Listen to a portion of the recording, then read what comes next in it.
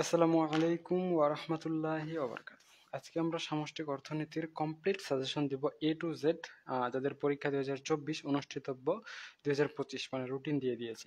ব্যবস্থাপনা বিভাগ দ্বিতীয় বর্ষের শিক্ষার্থীদের জন্য প্রযোজ্য এই সাজেশনটা। তো আজকের এই ভিডিওটাতে কমপ্লিটলি আমরা ক বিভাগের সাজেশন শেষ করব। প্রথমে এটাই দিব। এর পরবর্তীতে যারা শুধু পাস করতে চান তারা কি কি পড়বেন খ এবং গ বিভাগের জন্য, যারা ফার্স্ট ক্লাস পেতে চান কি কি পড়বেন খ এবং গ বিভাগের জন্য, যারা এ প্লাস পেতে চান এবং যারা অধ্যায় ভিত্তিক প্রস্তুতি নিতে চান, এই 5 ক্যাটাগরির শিক্ষার্থীদের জন্য সাজেশন আজকের এই একটা ভিডিওতেই দেওয়া হবে। সেজন্যই ভিডিওটা লম্বা হবে। আপনারা যদি প্রথম থেকে শেষ পর্যন্ত সম্পূর্ণ ভিডিওটাই দেখেন তাহলে আপনাদের সামষ্টিক অর্থনীতি সম্পর্কিত বইয়ের আর সাজেশন অন্য কোথাও থেকে খোঁজার কোনোই প্রয়োজন হবে না। তাহলে চলুন শুরু করা যাক আমাদের আজকের সাজেশন সামষ্টিক অর্থনীতি ক বিভাগ। এর পরবর্তীতে পরবর্তী সাজেশন করে দেব। হ্যাঁ, তো প্রথমে প্রথম অধ্যায় সামষ্টিক অর্থনীতির পর্যালোচনা। তো আমি যে প্রশ্নগুলোতে এরকম করে ডাবল টিক চিহ্ন দেব, মনে করে নেবেন এই প্রশ্নগুলো সবাই পড়বেন মানে মুখস্থ করবেন। আর যে প্রশ্নগুলোতে এক লিখে গোল চিহ্ন দেব এই প্রশ্নগুলো শুধুমাত্র এ প্লাস যারা পেতে চান তাদের জন্য প্রযোজ্য। তাহলে সামষ্টিক অর্থনীতি কাকে বলে, এই প্রশ্নটা যারা শুধু পাস করতে চান, ফার্স্ট ক্লাস পেতে চান, এ প্লাস পেতে চান, 3 ক্যাটাগরির শিক্ষার্থীরাই এই প্রশ্নটা আপনারা পড়ে নেবেন। কিন্তু যারা শুধুমাত্র এ প্লাস পেতে চান তারা এই যে এক লিখে গোল চিহ্ন 2 নম্বর প্রশ্নটা দিয়েছি, সামষ্টিক অর্থনীতি গ্রিক কোন শব্দ থেকে এসেছে, আপনারা হচ্ছে কি বলে এই প্রশ্নটা পড়ে নেবেন যারা শুধুমাত্র এ প্লাস পাওয়ার জন্য প্রস্তুতি নিচ্ছেন। তো আশা করা যায় আপনাদের একদমই ক্লিয়ার বুঝাইতে পেরেছি। এর পরবর্তীতে অর্থনীতিতে ম্যাক্রো শব্দটি সর্বপ্রথম কে ব্যবহার করেন, এই প্রশ্নটা আপনাদের জন্য গুরুত্বপূর্ণ। সামষ্টিক অর্থনীতির জনক বলা হয় কাকে, এটাও আপনাদের জন্য গুরুত্বপূর্ণ। এর পরবর্তীতে সামষ্টিক অর্থনীতির হাতিয়ার বা উপকরণ কি কি, এই প্রশ্নটাও গুরুত্বপূর্ণ। এরপরে সামষ্টিক অর্থনীতির কয়েকটি চলকের নাম লেখো, স্থির সামষ্টিক মডেল কি, হ্যাঁ, ও তারপরে হচ্ছে বাজেট ঘাটতি কি, এই প্রশ্নগুলো আপনাদের জন্য খুবই গুরুত্বপূর্ণ। এর পরবর্তীতে সুষম বাজেট বা ভারসাম্য বাজেট কি, এই প্রশ্নটাও আপনাদের জন্য খুবই গুরুত্বপূর্ণ। প্রথম অধ্যায়টা এ পর্যন্ত শেষ। এরপরে আমরা দ্বিতীয় অধ্যায়ে চলে এসেছি।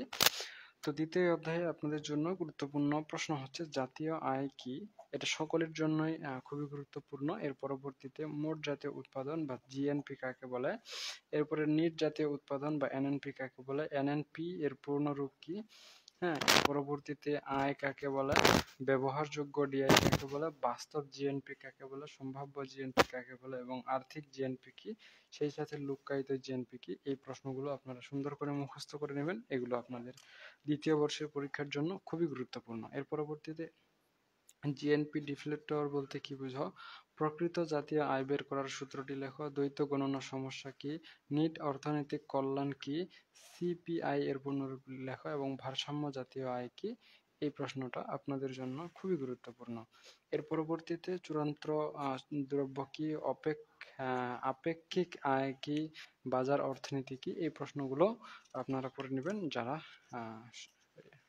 আচ্ছা, যারা ম্যানেজমেন্ট ডিপার্টমেন্ট সেকেন্ড ইয়ারের শিক্ষার্থী দ্বিতীয় বর্ষের, তাদের অঙ্ক সাবজেক্টগুলো কিন্তু আমাদের কাছে অনলাইনে পড়তে পারবেন। এখানে আমি এ টু জেড একদম কমপ্লিট ডিটেলস দিয়ে রেখেছি। আপনারা এই ডিটেলসটা পড়ে দেখে আমাদের অনলাইন গ্রুপ সম্পর্কে বিস্তারিত ধারণা পাবেন এবং এটা দেখে আপনারা আমাদের অনলাইন ব্যাচে যুক্ত হতে পারেন। তো তৃতীয় অধ্যায়ে আমরা চলে এসেছি ভোগ এবং বিনিয়োগ। এখানে গুরুত্বপূর্ণ প্রশ্ন হচ্ছে ভোগ কি বা কাকে বলে, স্বয়ংভূত ভোগ কাকে বলে, প্ররোচিত ভোগ কাকে বলে এবং হচ্ছে প্রান্তিক ভোগ প্রবণতা কি এবং সঞ্চয় কি, সঞ্চয় অপেক্ষক কাকে বলে, এই প্রশ্ন কয়েকটা গুরুত্বপূর্ণ। পাশাপাশি ব্রেক ইভেন পয়েন্ট বা সমাচ্ছেদ বিন্দু, প্রান্তিক সঞ্চয় প্রবণতা, বিনিয়োগ কি, বিনিয়োগ অপেক্ষক কাকে বলে, ঋণ নীতি কি, স্বয়ংভূত বিনিয়োগ কি, প্ররোচিত বিনিয়োগ কি, নিট বিনিয়োগ কি এবং বিনিয়োগের প্রান্তিক দক্ষতা কি, এই কয়েকটা প্রশ্ন আপনারা সুন্দর করে পড়ে নেবেন। পাশাপাশি মূলধন কাকে বলে, এই প্রশ্নটা পড়ে নেবেন, তাহলেই আপনাদের তৃতীয় অধ্যায়ের জন্য কমপ্লিট প্রিপারেশন হয়ে যাবে। এরপরে আমরা চতুর্থ অধ্যায়ে চলে আসতেছি, বাণিজ্যিক চক্র এবং সামগ্রিক চাহিদা তত্ত্ব। এখানে গুরুত্বপূর্ণ প্রশ্ন হচ্ছে বাণিজ্য চক্র কি এবং চিত্রে বাণিজ্য চক্র দেখাও এবং কোন তত্ত্বটিকে বাণিজ্য চক্রের আধুনিক তত্ত্ব বলা হয় এবং স্যামুয়েলসনের বাণিজ্য চক্রের মডেলটিকে কি বলা হয়, স্যামুয়েলসনের বাণিজ্য চক্র মডেলের মূল বক্তব্য কি, সুদের হার কখনো কি শূন্য হয় এবং অর্থনৈতিক স্থবিরতা কি? এই কয়েকটা প্রশ্ন আপনাদের জন্য খুবই গুরুত্বপূর্ণ। পাশাপাশি হচ্ছে সামগ্রিক যোগান রেখার ঢাল ডান দিকে ঊর্ধ্বগামী হয় কেন? সেই সাথে মহামন্দা কি? এই কয়েকটা প্রশ্ন আপনাদের জন্য খুবই গুরুত্বপূর্ণ। চতুর্থ অধ্যায়ে আমরা পঞ্চম অধ্যায়ে চলে এসেছি, অর্থনৈতিক প্রবৃদ্ধির প্রক্রিয়া। এখানে গুরুত্বপূর্ণ প্রশ্ন হচ্ছে মুক্ত অর্থনীতি কি? সরি, এটা সবার জন্য প্রযোজ্য হবে। এরপর হচ্ছে মিশ্র অর্থ ব্যবস্থা কি এবং হচ্ছে ইউএনডিপি এর পূর্ণরূপ কি? এইচডিআই হতে বিভিন্ন দেশের সম্পর্কে কি জানা যায়? ডিপিএ কি? H is equal to D মডেলে পূর্ণ নিয়োগজনিত ভারসাম্যের শর্ত কি? এবং এসওসি এর পূর্ণরূপ লেখো। আমাদের পঞ্চম অধ্যায় এখানেই শেষ। এরপরে আমরা ষষ্ঠ অধ্যায়ে আসছি, অর্থনৈতিক উন্নয়নের challenge, the challenge of economic development. এখানে গুরুত্বপূর্ণ প্রশ্ন হচ্ছে অর্থনৈতিক উন্নয়ন কি? এটা 1 নম্বরে। এরপরে হচ্ছে উন্নয়নশীল দেশ কাকে বলে? উন্নত দেশ বলতে কি বুঝো? এই কয়েকটা প্রশ্ন। এবং লুইস মডেল কি? দারিদ্র্যের দুষ্ট চক্র কি? দারিদ্র্যের দুষ্ট চক্রের প্রবক্তা কি? এবং মানব উন্নয়ন সূচক কি? এই কয়েকটা প্রশ্নই আপনাদের ষষ্ঠ অধ্যায়ের জন্য খুবই গুরুত্বপূর্ণ। এর পরবর্তীতে আমরা সপ্তম অধ্যায়ে চলে আসছি, বেকারত্ব ও সামগ্রিক যোগানের ভিত্তি। এখানে বেকারত্বের স্বাভাবিক হার বা এনআরইউ কি? এই প্রশ্নটা গুরুত্বপূর্ণ। পাশাপাশি মৌসুমী বেকারত্ব কি? বেকারত্বের হার কি? নিয়োগ বা কর্মসংস্থান কাকে বলে? পূর্ণ নিয়োগ কি? নিয়োগ গুণক বলতে কি বুঝো? ছদ্মবেশী বেকারত্ব কাকে বলে? এবং এলএসইউআর এর পূর্ণরূপ কি? এবং এনএআইআরইউ এর পূর্ণরূপ কি? এবং ইচ্ছাকৃত বেকারত্ব কি? এই কয়েকটা প্রশ্ন আপনারা সুন্দর করে ভালো করে দেখে নেবেন, মুখস্থ করে নেবেন, এগুলো খুবই গুরুত্বপূর্ণ। অষ্টম অধ্যায়, দামের স্থিতিশীলতা নিশ্চিতকরণ। এখানে গুরুত্বপূর্ণ প্রশ্ন হচ্ছে মুদ্রাস্ফীতি কি? মুদ্রাস্ফীতি সবসময়ই ক্ষতিকর কিভাবে? চাহিদা বৃদ্ধিজনিত মুদ্রাস্ফীতি কাকে বলে? রাজস্ব নীতি কি? নিরপেক্ষ রাজস্ব নীতি কি? হ্যাঁ, পাশাপাশি মুদ্রা সংকোচন কি? মুদ্রাস্ফীতি ব্যবধান বা মুদ্রাস্ফীতি ফাঁক কি? হ্যাঁ, মুদ্রা সংকোচন ব্যবধান ফাঁক কি? উৎকৃষ্ট মুদ্রা কি? হ্যাঁ, মিশ্র মুদ্রাস্ফীতি কাকে বলে? স্ট্যাগফ্লেশন বলতে কি বোঝায়? এরপর হচ্ছে ফিশারের বিনিময় সমীকরণটি লেখো। এরপরে ফিলিপস রেখা কি? দীর্ঘকালীন ফিলিপস রেখা কি? মুদ্রাস্ফীতির হার কি? এই কয়েকটা প্রশ্ন খুবই গুরুত্বপূর্ণ, এগুলো আপনারা দেখে নেন। পাশাপাশি আমরা নবম অধ্যায়ে চলে আসছি। সো আপনাদের অধ্যায় কিন্তু টোটাল 9টা আছে। হ্যাঁ, এটা লাস্ট অধ্যায়। গুরুত্বপূর্ণ প্রশ্ন হচ্ছে কর কি? মূল্য সংযোজন কর বা ভ্যাট কি? ভ্যাটের পূর্ণরূপ কি? প্রত্যক্ষ কর কি? প্রত্যক্ষ করের উদাহরণ দাও। সরকারি ঋণ কি? এবং সরকারি ঋণের উৎস কয়টি ও কি কি? পাশাপাশি বৈদেশিক ঋণ কি? অনুৎপাদনশীল ঋণ কি? দাম স্তরের স্থিতিশীলতা বলতে কি বোঝায়? এবং ঐচ্ছিক ঋণ কি? স্থায়ী ঋণ কি? এবং বাহ্যিক ভারসাম্য কাকে বলে? এই কয়েকটা প্রশ্ন আপনারা মুখস্থ করলেই আপনাদের জন্য যথেষ্ট হয়ে যাবে ক বিভাগে। আর আপনাদের অন্য কোনো প্রশ্ন পড়ার কোনোই প্রয়োজনীয়তা নেই। আর আপনারা যদি চান আপনাদের অঙ্ক সাবজেক্টগুলো আমাদের কাছে পড়বেন, লেকচার শিট পাবেন, ধারাবাহিক রেকর্ড ভিডিও সমাধান পাবেন, প্রাইভেট ইনস্ট্রাকশন পাবেন, শর্ট সাজেশন পাবেন, সমাধান ক্লাসের ব্যবস্থা পাবেন পরীক্ষার 15 দিন আগ পর্যন্ত। পরীক্ষার 15 দিন হয়ে গেলে তখন আর পাবেন না, কারণ ওই সময় অনেক শিক্ষার্থী একসাথে প্রশ্ন করে। পড়াশোনা রিলেটেড বিষয়গুলো পাবেন। কিভাবে পেমেন্ট করবেন এখানে দিয়ে দেওয়া আছে। আমাদের ওয়েবসাইটের লিঙ্ক দেওয়া রয়েছে। একবার পেমেন্ট করলে 1 বছর থাকতে পারবেন এবং কোন কোন সাবজেক্টে এই মুহূর্তে যুক্ত হতে পারবেন এখানে পুরো তালিকা দেওয়া আছে। আপনি যে কোনো একটা, দুইটা, তিনটা, চারটা, পাঁচটা, যতগুলো সাবজেক্টে ইচ্ছা ততগুলো সাবজেক্টে যুক্ত হতে পারেন। সো আমাদের যেমন করে সাজেশন দেওয়ার প্ল্যান ছিল যে প্রথমে ক বিভাগের সাজেশন দেব, সেটা তো শেষ। এখন যারা শুধু পাস করতে চান তাদের জন্য খ এবং গ বিভাগের জন্য আমি অধ্যায় দাগিয়ে দিচ্ছি।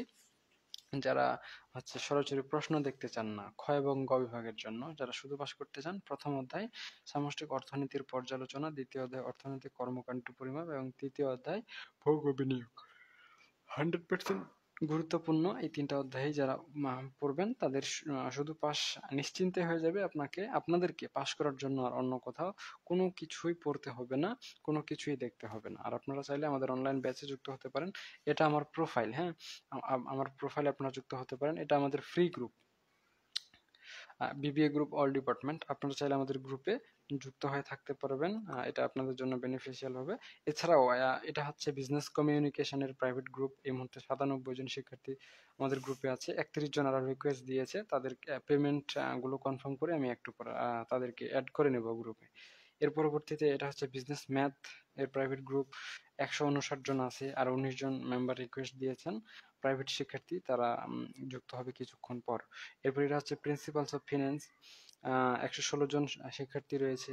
সো আপনারা চাইলে আপনারা যুক্ত হতে পারেন। তো যারা শুধু পাস করতে চান তারা শুধুমাত্র 1, 2, 3 অধ্যায় ভালো করে পড়ে নেন, তাহলে আপনাদের জন্য যথেষ্ট হয়ে যাবে। এখন যারা ফার্স্ট ক্লাসের প্রস্তুতি নিতে চান তাদের জন্য তো শুধু 3টা অধ্যায় পড়লে হবে না, আপনাদের জন্য একটু বেশি অধ্যায় পড়তে হবে। তাহলে আপনারা 1, 2, 3 এর সাথে 4 এবং 5 পড়ে নেবেন। তবে 4, 5 এই দুইটা অধ্যায় কিন্তু 90% গুরুত্বপূর্ণ। আগের 3টা কিন্তু 100% গুরুত্বপূর্ণ। মানে আগের 3টাই ভালো করে পড়তে হবে, এগুলোও পড়তে হবে, তবে এগুলো কম গুরুত্বপূর্ণ। আচ্ছা, অনেকেই বলতে পারেন স্যার আমি এ প্লাস পেতে চাই, আর এ প্লাস পাওয়ার জন্য অনেকেই সম্পূর্ণ বইটাই পড়ে। এটা একটা বোকামি, কারণ সম্পূর্ণ বই পড়ার কোনো প্রয়োজনীয়তা নেই। যদি আপনি এ প্লাস টার্গেটের শিক্ষার্থী হয়ে থাকেন তাহলে আপনাকে টার্গেটেড 2-3টা চ্যাপ্টার বাদ দিতে হবে। ফর এক্সাম্পল 1 থেকে 7 অধ্যায় পর্যন্ত কোন অধ্যায়টা কতটুকু গুরুত্বপূর্ণ এই পাশে আমি সুন্দর করে লিখে দিয়েছি। বাকি অধ্যায়গুলো পড়ার কোনোই প্রয়োজনীয়তা নেই যারা শুধুমাত্র এ প্লাস পেতে চান তাদের জন্য। আচ্ছা, কেন প্রয়োজনীয়তা নেই? কারণ আমি এখানে অধ্যায় ভিত্তিক সাজেশন দিয়েছি যে প্রথম থেকে শেষ পর্যন্ত কোন অধ্যায়টা কত পার্সেন্ট গুরুত্বপূর্ণ। প্রথম অধ্যায়টা পড়লে আপনি যত নম্বর কমন পাবেন, নবম অধ্যায়টা পড়লে তার অর্ধেক নম্বর কমন পাবেন। তাহলে কি প্রথম অধ্যায়টা বেশি করে পড়বেন নাকি নবমটা? অবশ্যই প্রথমটা। সো এইভাবে এখানে আমি প্রথম থেকে শেষ পর্যন্ত টার্গেট দিয়ে দিয়েছি। আপনারা এখান থেকে ধারণা নিতে পারেন কোন অধ্যায়টা আপনারা পড়বেন, কিভাবে পড়বেন, এই বিষয়গুলো এখান থেকে সুন্দর করে সহযোগিতা নিতে পারেন। আর আপনাদের যদি কোনো প্রশ্ন থাকে তাহলে আমাকে এই যে নাম্বারটা রয়েছে এই নাম্বারে হোয়াটসঅ্যাপে জানাতে পারেন। আর আমাদের মারুফ 99 লিখে সার্চ করলেই গুগলে আমাদের ওয়েবসাইট পেয়ে যাবেন। আমাদের ওয়েবসাইটে এই বইটা সহ অন্যান্য যতগুলো বই রয়েছে সবগুলো বইয়েরই ফ্রি সাজেশন এবং হচ্ছে ফ্রি ক্লাস পেয়ে যাবেন। আপনারা চাইলে সেখান থেকে সংগ্রহ করে নিতে পারেন। তো ঠিক আছে, আজকে পর্যন্তই। সকলেই সুস্থ থাকুন, ভালো থাকুন, আর আমাদের সাথেই থাকুন। দেখা হচ্ছে আপনাদের সাথে নেক্সট পর্বে। ততক্ষণ পর্যন্ত খোদা হাফেজ।